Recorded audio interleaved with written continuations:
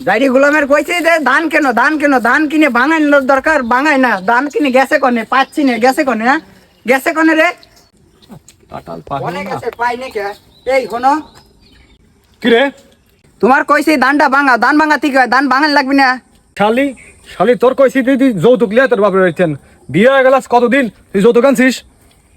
তোমার না চাল ভাঙা করলাম চাল ভাঙান লাগবে না শালি আমি যাবো করে এই শালি আমি যাবো করে যা তুই তো বাপ করে যা যা যা শালি যা জাইরি গোলাম আমার হাতে মরো আমার বাপের ডাইলে আসতেছি দাঁড়াও আব্বা আব্বা আমার ধরে মারছে কে কে রে কি মারছে ওই যে আপনার জামাই ধরে মারছে কোন মারছে এই তো একটু আগে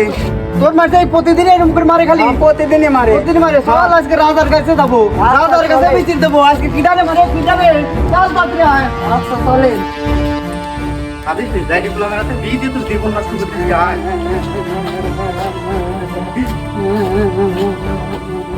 খামোশ আমার রাজার কাছে যাবে দাও আমি রাজা সাহেবের কাছে যাবো আমার মেয়ের অত্যাচার হয়েছে রাজার কাছে বিচার দেওয়া লাগবে দাঁড়াও দাঁড়াও মন্ত্রী সাহেবের কাছ থেকে আগে অনুমতি নিতে হবে ভোরে যান মন্ত্রী সাহেবের কাছ থেকে অনুমতি নিয়ে আসেন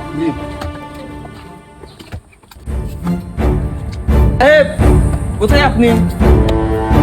মন্ত্রী সাহেব একটু আসেন কি হয়েছে বলেন আমাদের দুটো প্রজা আইছে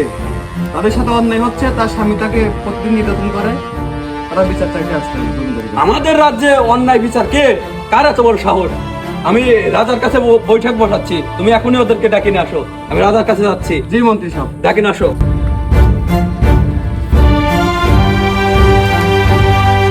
মন্ত্রী সাহেব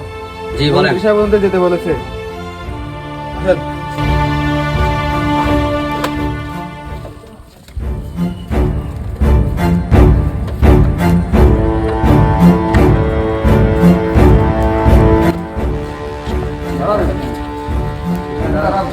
আপনি এখানে দাঁড়ান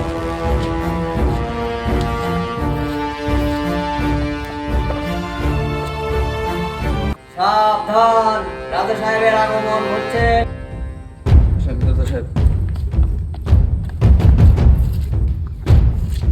সাবধান রাজা সাহেবের আগমন ঘটেছে সবাই প্রস্তুত হয়ে যায়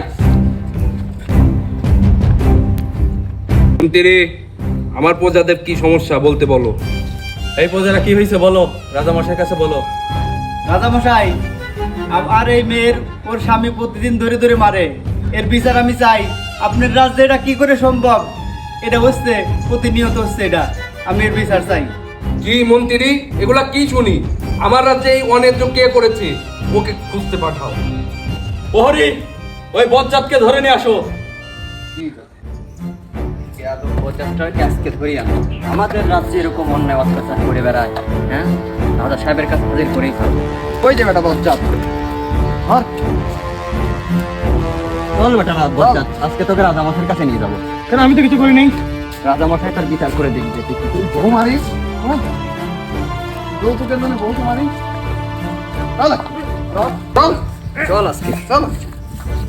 চল কত বড় মেয়ে বিয়ে করছিস চল চল দরবারে নিয়ে আসছি চল যা পানা বজ্জাতটাকে ধরে এনেছি খামোশ খামোশ। ওর ছেড়ে দাও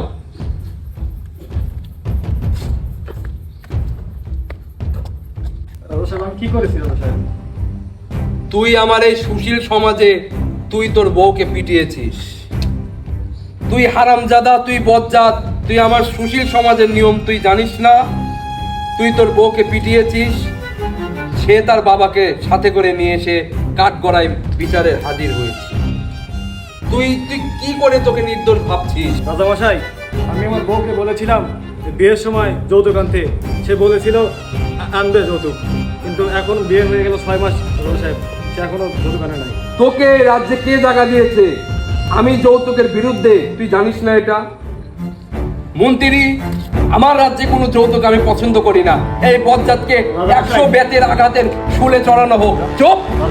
চাপ চাপ চাপ। রাজামশাই রাজামশাই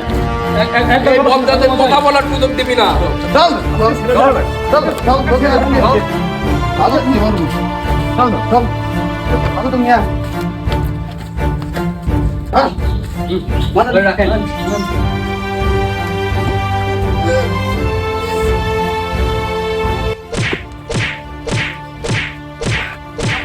আপনাদের